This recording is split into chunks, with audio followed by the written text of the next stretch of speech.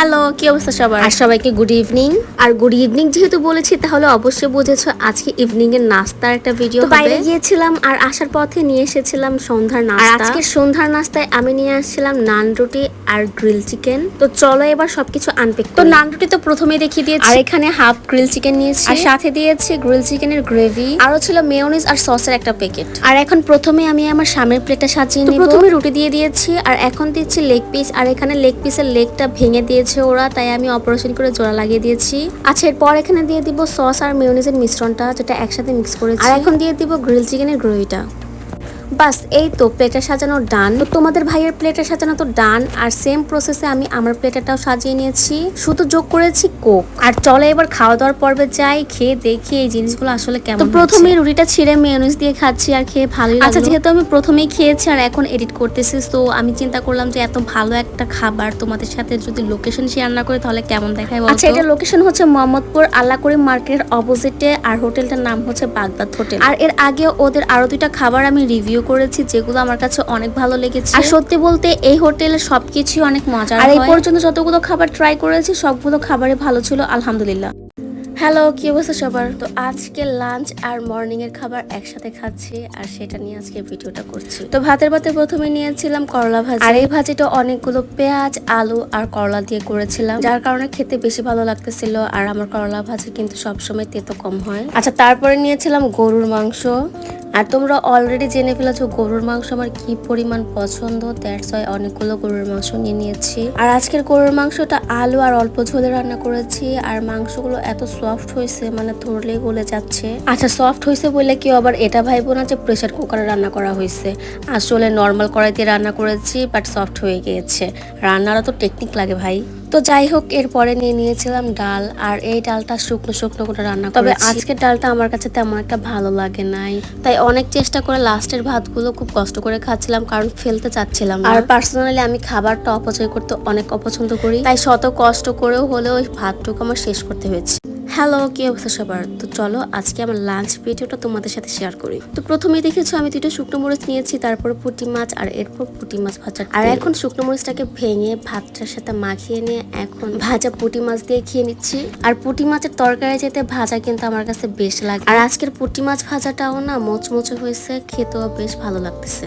আচ্ছা, এরপরে রান্না করেছিলাম ইলিশ মাছ দিয়ে লতির তরকারি। আচ্ছা, ইলিশ মাছ দিয়ে লতির তরকারি কে কে পছন্দ করো আগে সেটা জানিও। লতির তরকারির কালার দেখে বোঝা যাচ্ছে যে তরকারিটা দেখতে সুন্দর হয়েছে, এবার খেয়ে দেখতে হবে কেমন হয়েছে। আলহামদুলিল্লাহ, লতির তরকারিটা আজকে বেশ ভালো হয়েছে। আর ইলিশ মাছ দিয়ে লতির তরকারি কিন্তু পার্সোনালি আমার কাছে বেশ ভালো। তবে হ্যাঁ, লতির তরকারিটা যেহেতু ইলিশ মাছের মাথা লেজ দিয়ে রান্না করা হয়েছে, কাটা বেছে খেতে খুবই প্রবলেম হচ্ছিল। অনেকেই দেখি চিংড়ি মাছ দিয়ে লতির তরকারি রান্না করে, বাট আমার কাছে না ইলিশ মাছ দিয়ে ভালো লাগে। তো যাই হোক, এরপরে রান্না করেছিলাম ইলিশ মাছ। আর লোকের দিয়ে ইলিশ মাছের তরকারি ভাই, আজকের কালারটা দেখছো কি দারুণ হয়েছে। মানে আজকে সবগুলো রান্নাই না মাশাআল্লাহ বেশ ভালো হয়েছে, যেমন দেখতে সুন্দর লাগতেছে তেমনি খেতেও মাশাআল্লাহ মজারই ছিল। আর আজকে আমি ইলিশ মাছ রান্না করে নারকেল কচুর নিচের যে অংশটা থাকে না, মূলকন্দ বলা হয়, সেটা দিয়ে। আর আমাদের ভাষায় এটাকে বলে মুড়া, আই মিন কচুর মুড়া। আর কচুর মুড়া দিয়ে যে ইলিশ মাছের তরকারি এত মজা লাগে খেতে, যদি আগে জানতাম প্রত্যেকবারই রান্না করতাম। এই ফার্স্ট টাইম রান্না করেছি আর খেয়ে এত মজা পেয়েছি, নেক্সট টাইম আবার রান্না করবো। তবে আরেকটা সত্যি কথা কি জানো, আমার না কচু তেমন একটা খাওয়া হয় না, আমার খুব ভয় লাগে যদি গলা চুলকায়। তবে এবার খালামনে নিজের হাতে বোনার কোনো ধরনের ভয় ছাড়াই খেতে পারতেছি, আর কচুগুলো কিন্তু খেতেও টেস্টি লাগতেছিল। তো যাই হোক, ইতিমধ্যে কিন্তু আমি আমডাল পাতে নিয়ে নিয়েছি। আর আমার বাসায় সবসময় ডাল হয়ে থাকে, সেটা আমডাল হোক বা নর্মাল টমেটো দিয়েই হোক বা কোনো কিছু ছাড়াই হোক,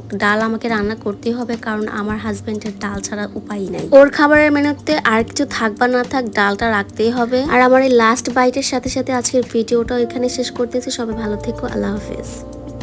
হ্যালো, কি অবস্থা সবার? তো সেদিন তোমাদের ভাইয়া ছিল বাসায়, আর বাসায় থাকলে তার কিছু না কিছু স্পেশাল তো খাওয়াই লাগবে। আর তার স্পেশাল খাবার খাওয়ার জন্য সে এখানে অনলাইন থেকে নিয়ে এসেছে কাচ্চি ভাই থেকে কাচ্চি। চলো আগে দেখি কাচ্চির সাথে আর কি কি এনেছে। আচ্ছা, কাচ্চির সাথে এখানে বোরহানি আনা হয়েছে, সাথে কাবাবও ছিল। আর এই হচ্ছে কাচ্চির প্যাকেট, এখানে 2 জনের জন্য আনা হয়েছিল, আর সাথে ওরা 2 জনের জন্য 2টা সালাদের প্যাকেটও দিয়ে দিয়েছে।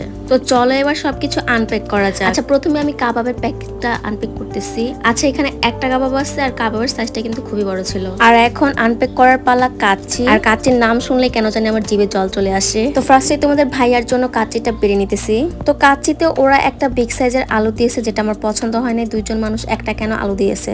তো যাই হোক, এরপরে এখানে 4 পিসের মতো গোস্ত পেয়েছিলাম। আর বিগ সাইজের একটা জালি কাবাব আনা হয়েছিল।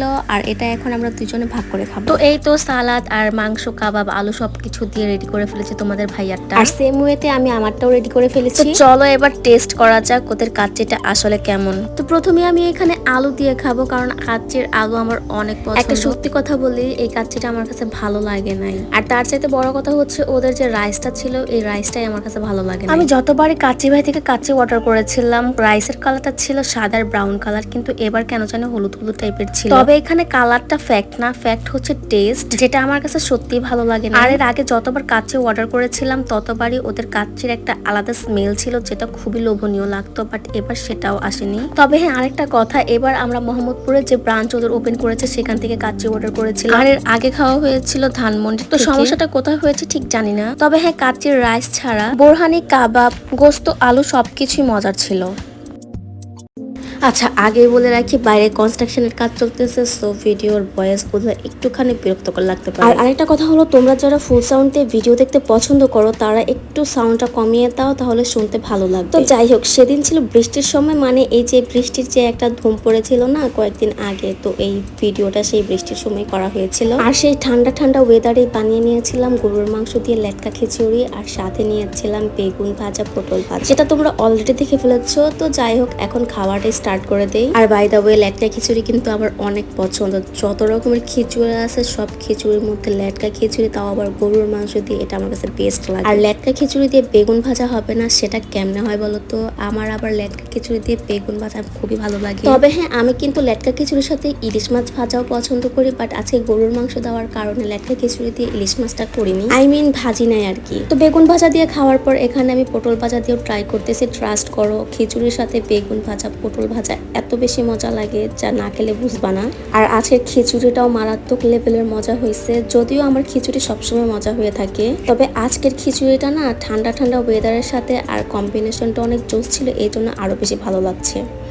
তো আজকে অনেকদিন পরে গ্রামে গিয়েছি, আর গ্রামে গিয়ে খেতে বসে পড়েছি। আর আজকে অনেকদিন পরে আম্মুর হাতে রান্না খাবো। সো আম্মু রান্না করেছিল পাট শাক, আর এই পাট শাকটা আম্মু ক্ষেত থেকে নিয়ে আসছে। এখন ক্ষেত বলতে আমি যেটা বুঝাইছি সেটা হচ্ছে চাষের জমি থেকে নিজ হাতে তুলে আনা শাক। আর যেহেতু চাচার জমি থেকে শাকটা নিয়ে আসছে, অবশ্যই এটা ফ্রেশ একটা শাক ছিল, আর খেতেও বেশ ভালো লাগছিল। আর তারপর আম্মু রান্না করেছিল মুরগির মাংস, বাট মুরগির মাংস কেন জানি আমার ভালোই লাগে না, তারপরও নিয়ে নিয়েছি এক পিস। আর এই মুরগিটা কিন্তু দেশি মুরগি ছিল, আর এটা আম্মুর পালিত মুরগির মধ্যে যে মোরগ থাকে না, বেটা মুরগি, ওইটা ছিল। আর যেহেতু বেটা মুরগি ছিল, তার মধ্যে আবার পালিত মুরগি ছিল, সো চিন্তা করলাম এক পিস খেয়েই দেখি। আর সত্যি বলতে আম্মুর জোড়াজোড়িতে মুরগির মাংসটা খাচ্ছিলাম। তবে হ্যাঁ, বলতে হবে যে রান্নাটা ভালোই হয়েছে, মাশাআল্লাহ। তো মুরগির মাংস দিয়ে খাওয়ার পরে এখন গরুর মাংস নিয়েছি, অনেকগুলা গরুর মাংস আজকে নিয়েছি। আর আম্মুর হাতের গরুর মাংস কোনোভাবেই মিস করা যায় না। আজকের গরুর মাংসটা এত বেশি মজা হয়েছে, যদি খাওয়াতে পারতাম তাহলে বুঝতা। যদিও মাংসটা একটু কম নরম হয়েছে, বাট খেতে কিন্তু অসাধারণ হয়েছিল। আর গরুর মাংসের সাথে ডাল হবে না এমনটা তো হতেই পারে না। আমি আর আমার ছোট ভাই ডালটা খুবই পছন্দ করি, দ্যাটস ওয়াই এখানে ডালটাও নিয়ে নিয়েছি। প্রবলেম হচ্ছে, আম্মুকে বলেছিলাম পাতলা ডাল রান্না করতে, বাট আম্মু পাতলা ডালের মধ্যেই ঘন ডাল বানিয়ে ফেলছে। পাতলা ডালের পরিমাণটা অনেক বেশি হয়ে গিয়েছে, যদি আরেকটু শুকাতো তাহলে ঘন ডাল হয়ে যেত। তবে ডালটা কিন্তু বেশ হয়েছে, আর ভাতের সাথে ডাল গরুর মাংস মেখে কিন্তু আরো বেশি ভালো লেগেছে।